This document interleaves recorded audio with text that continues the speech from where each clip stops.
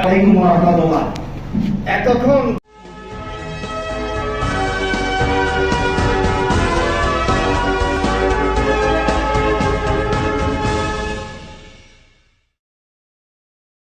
আমরা যা বলছি, আমরা যা করছি এই রুমের মধ্যে একটা যন্ত্রের মাধ্যমে সরকার বাহাদুরের প্রতিনিধিরা সব দেখছেন।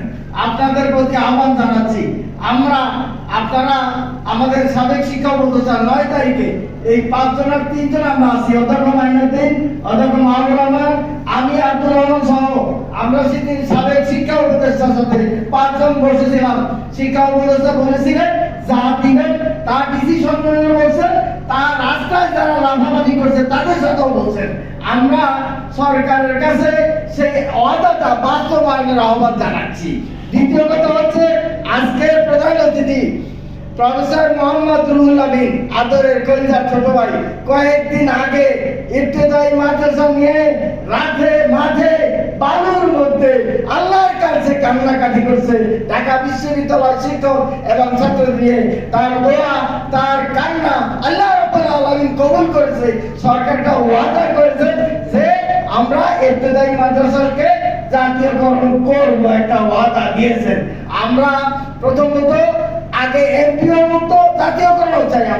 আমরা তাদের রুটির জন্য এমপিও মুক্ত দাবি জানাচ্ছি। দ্বিতীয়ত, এই যে ঈদ আছে, ঈদ যায় শিখি, যেটা সবাই বলছেন, নাসির স্যারের প্রবন্ধ আছে, জাকারিয়া সাহেব সবাই 100 না হলো ভাতা পরিবর্তন করে এই ঈদেই আমাদের উৎসব ভাতার পরিবর্তন দাবি করছি। সরকারি নিয়মে বাড়ি ভাড়া, সরকারি নিয়মে মেডিকেল ভাতা, সর্বজনীন বদলি। আমার এক ম্যাডাম আজকে বলে গেছেন, ওই ম্যাডাম নয়, আমি 16 জন মহিলার কান্না শুনেছি, 4 জনের সংসার ভেঙেছে, তাদের স্বামী তাদের কাছে চলে গেছে।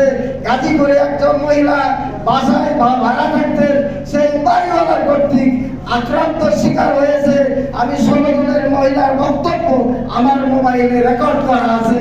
আমরা ঈদুল আজহার পূর্বে প্রত্যেক উপজেলায় একটি দাখিল মাদ্রাসা, একটা আলিম ফাজিল মাদ্রাসা, একটা মহিলা মাদ্রাসা সরকারিকরণের দাবিতে জাতীয় প্রেস ক্লাবে একটা আলোচনা সভা রাখছি। সেখানে ঢাকা বিশ্ববিদ্যালয়ের গতকালকে আলোচনা হয়েছে। 16 জন প্রফেসর একমত পোষণ করেছেন, তারা থাকবেন, সাথে থাকবেন শিক্ষকের অভিভাবক প্রফেসর মোহাম্মদ রুহুল আমিন। আমরা সেটা কোরবানি নিতে আগেই করব। এর আগে আমাদের সাবেক শিক্ষা উপদেষ্টা, আমার শিক্ষাগুরু, অনেক আপনজন স্যার শুনছেন সেদিন কি নরম ভাষায় কথা বলছেন। আর বর্তমান যিনি আসছেন শিক্ষা উপদেষ্টা প্রফেসর রুহুল আমিন সাহেবের কলিগ, আমরা ওনার সাথে কথা বলেছি। আবার এই দাবিগুলো নিয়ে বর্তমান শিক্ষা উপদেষ্টার সাথে আবার বসবো। রাস্তায় আমরা লাফালাফি করব না। আমরা বলেছেন, সবাই বলছেন, আমরা সরকারকে বিব্রত করব না। আমরা এই সরকারকে 17 জনের শাহাদাতের বদলায় পেয়েছি। আমরা এই সরকারকে চাই, সরকারের বিরুদ্ধে আমরা না।